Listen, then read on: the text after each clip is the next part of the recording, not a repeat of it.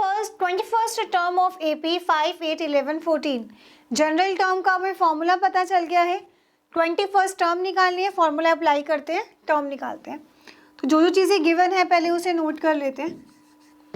A1 5, A2 8, A3 11, A21 हमें calculate करना है। इट मीन्स n की वैल्यू जो है वो 21 गिवन है। D निकाल लेंगे हम दो कंसेक्यूटिव टर्म्स को माइनस करके। A2 8 minus 5 we get 3। सो हमारे पास अब D भी आ गया है, फर्स्ट टर्म भी आ गई है। अब हम इजीली इसको सॉल्व कर लेंगे। अब कोई भी AP बनाने के लिए ना हमारे पास दो ही चीज़ें सफिशिएंट है, एक A गिवन होना चाहिए और एक हमारे पास कॉमन डिफरेंस होना चाहिए। ये दो चीज़ों से हम क्वेश्चन सॉल्व कर सकते हैं। क्लियर? सो अब AN हमें निकालना है, A plus n minus 1 into D.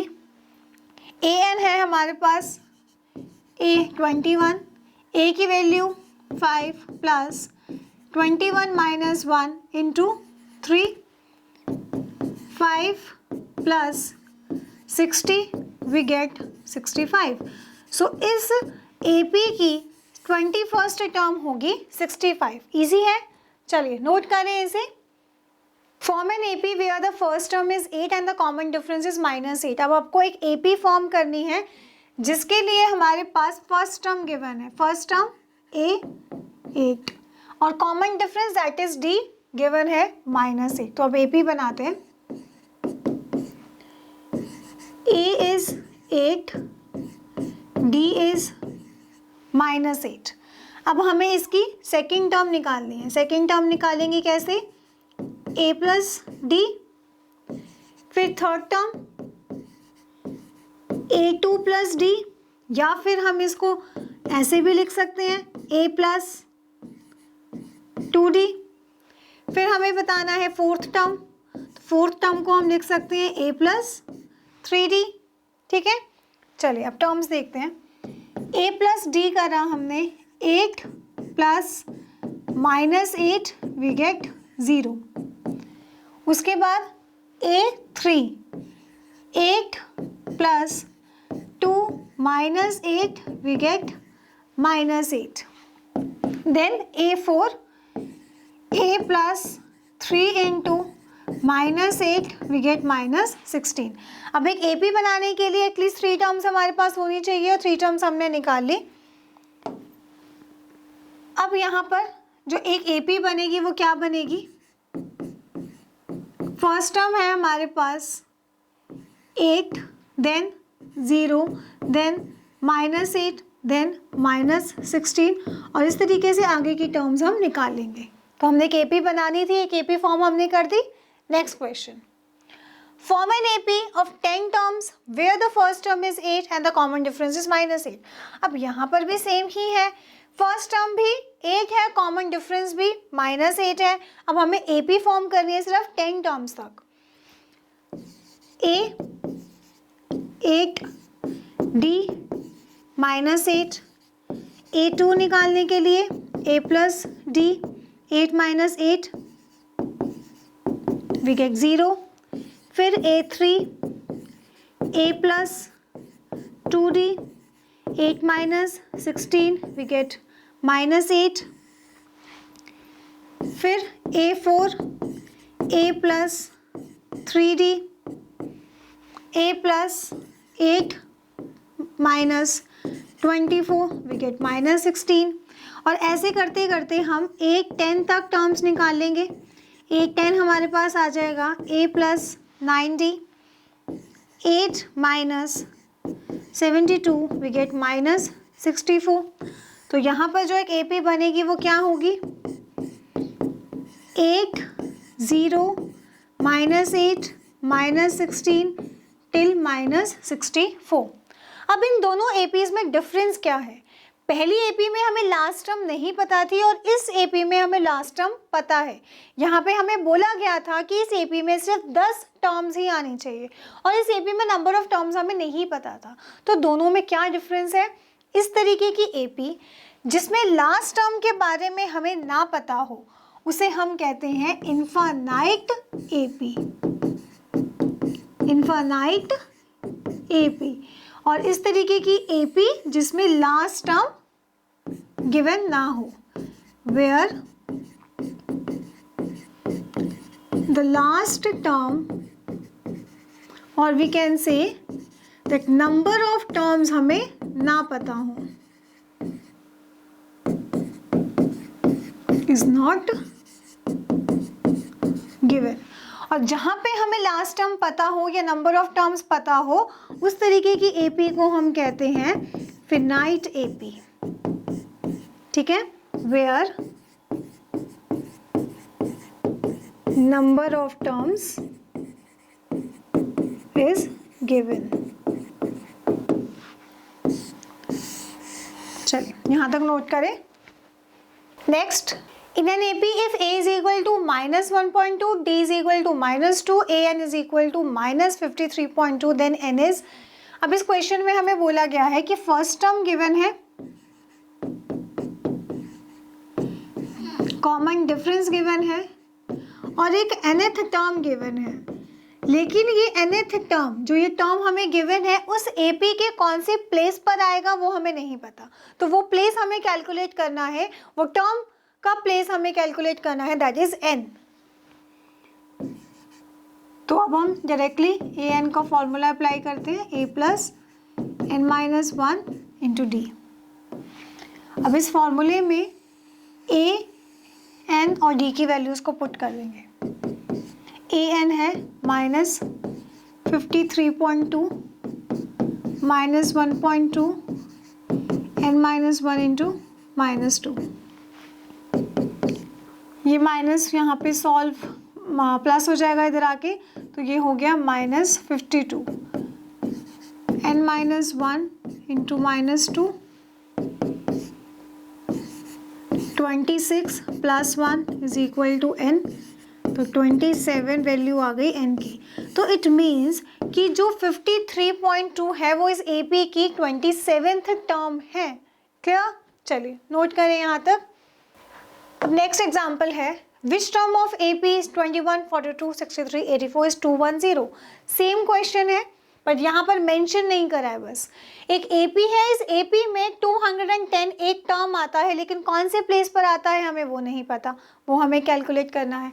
तो क्या क्या चीज़ें गिवन है पहले हम उसे लिख लेंगे। A गिवन है 21, कॉमन डिफरेंस हम निकाल सकते हैं दो कंसेक्यूटिव टर्म्स को माइनस करके।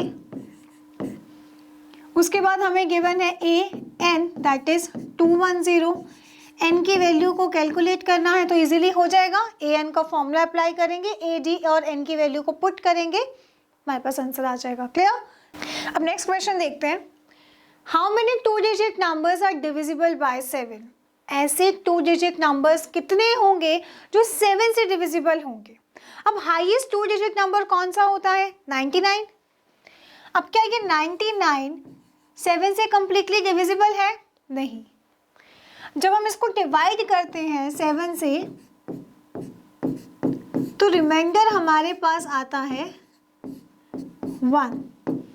तो अगर इस 1 को मैं 99 में से माइनस कर दूं, इस 99 में से मैं 1 को माइनस कर दूं, तो जो नया नंबर मेरे पास आएगा 98, अब वो 7 से कंप्लीटली डिवाइड हो जाएगा। क्लियर है इतना? अब 98 को 7 से डिवाइड करते हैं तो वी गेट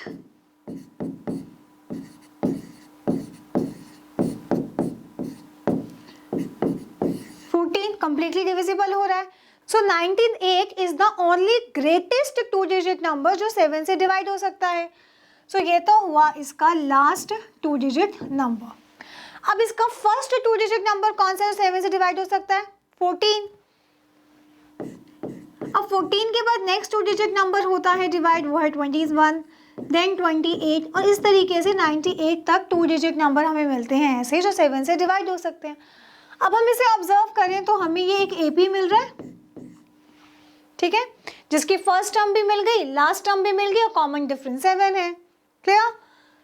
अब यहाँ पे क्या क्या चीजें हमारे पास आ गई है? A, D और AN। अब हमें कैलकुलेट क्या करना है? N। नंबर ऑफ टर्म्स कि जो 98 है ना, इसके कौन से प्लेस पर आ रहा है इस एपी का, कि कितनी टर्म्स हैं 14 से लेके 98 तक जो 7 से कम्प्लीटली डिवाइड हो रही हैं। क्लियर? अब हमें डायरेक्टली अब n कैलकुलेट करना है। फॉर्मूला अप्लाई करा,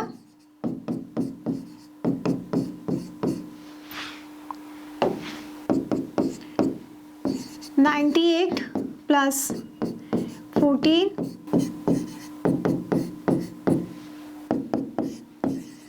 84 डिवाइडेड बाय 7 n - 1 12 + 1। तो अब हमारे पास n की वैल्यू आ गई 13। तो it means 13 two digit number ऐसे होंगे जो 7 से कम्प्लीटली डिवाइड होते हैं। क्लियर? तो हम इसके एक्सप्लेनेशन में क्या लिख देंगे, that there are total 13 two digit numbers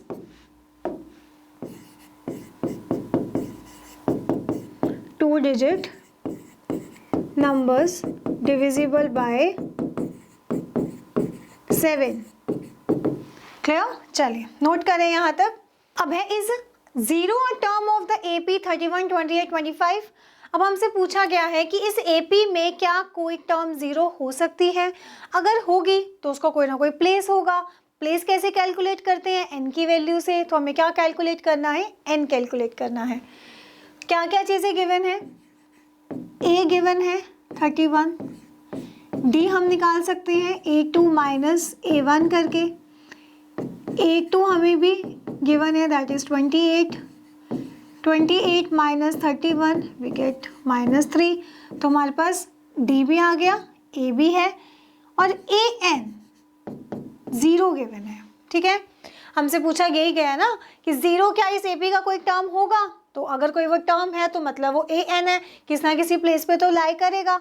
तो अभी हमने उसको ले लिया an। क्लियर? अब डायरेक्टली फॉर्मूला अप्लाई करते हैं,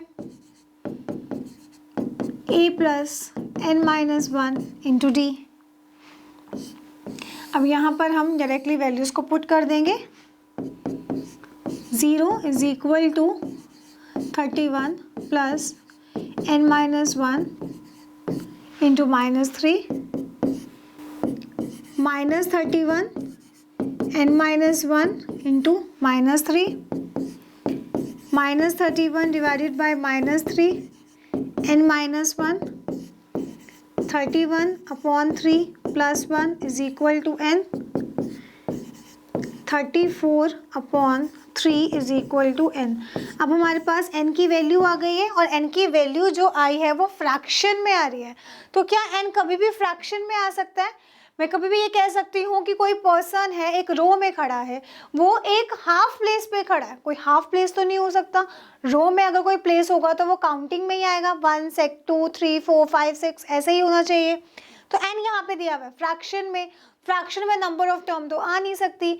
तो इट मीन्स जो 0 है वो इस AP का टर्म है ही नहीं। Here n is in the fraction form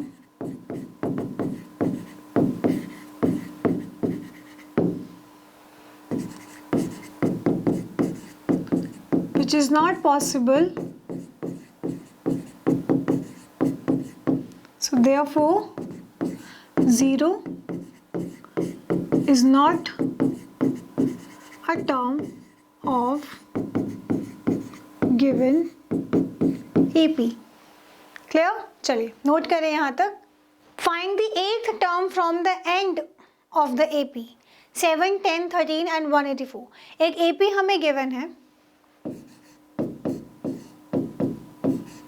7, 10, 13 and 184। अब पूछा क्या हमसे गया है कि पीछे से बताना है हमें कि इस AP में 8वें प्लेस पे कौन सा नंबर आएगा। अब ये AP गिवन है ना 7, 10, 13, 184। इसका कॉमन डिफरेंस क्या हमें यहाँ पे मिल रहा है 3। 10 - 7 करेंगे 3 मिलेगा। अब इस 3 का मतलब क्या है कि हर एक नंबर ऑफ टर्म के बाद 3 को ऐड करने से हमारे पास आगे की टर्म्स आ रही हैं। क्लियर? अब यहाँ 13 के बाद मुझे बताना हो कि क्या आएगा। 13 में 3 को ऐड कर दूंगी 6 आ जाएगा, ठीक है। अब पूछा जाए कि 184 से पहले क्या आएगा तो क्या करोगे, 184 में से 3 को माइनस कर देंगे तो पहले की टर्म आ जाएगी। अब यहाँ पे 16 है, अब 16 से पहले वाली टर्म मुझे निकालनी हो तो इसमें -3 करेंगे, 13 तो 13 आ गया। सिमिलरली 184 से पहली वाली टर्म अगर निकालनी है तो इसमें से भी 3 को माइनस करूँगी तो इससे पहली वाली टर्म आ जाएगी 181, ठीक है। तो अगर ये है 184, ये है 181, इस तरीके से मैं यहाँ पे -3 करती जाऊँ तो मुझे इसके आगे के यहाँ वाले टर्म्स मिलते चले जाएंगे, क्लियर।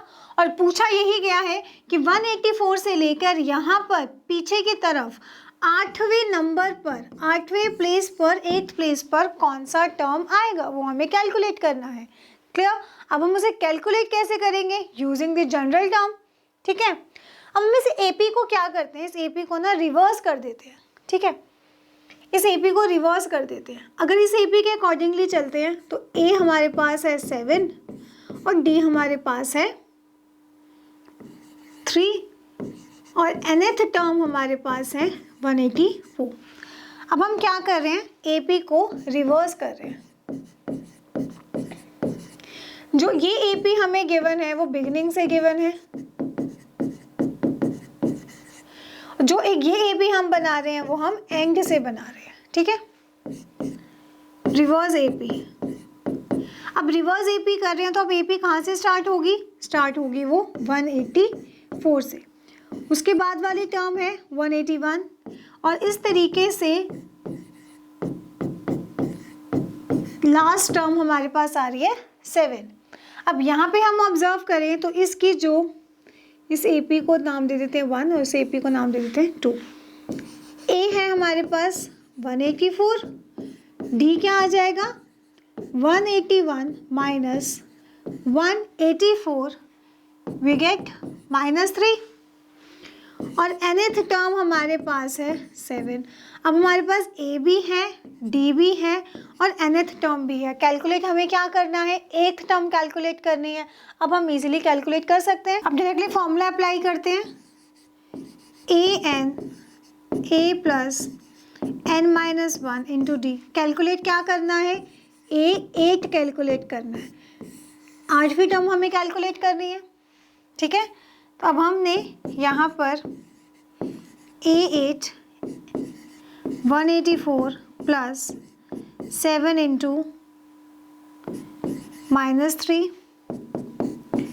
184 माइनस 21 163।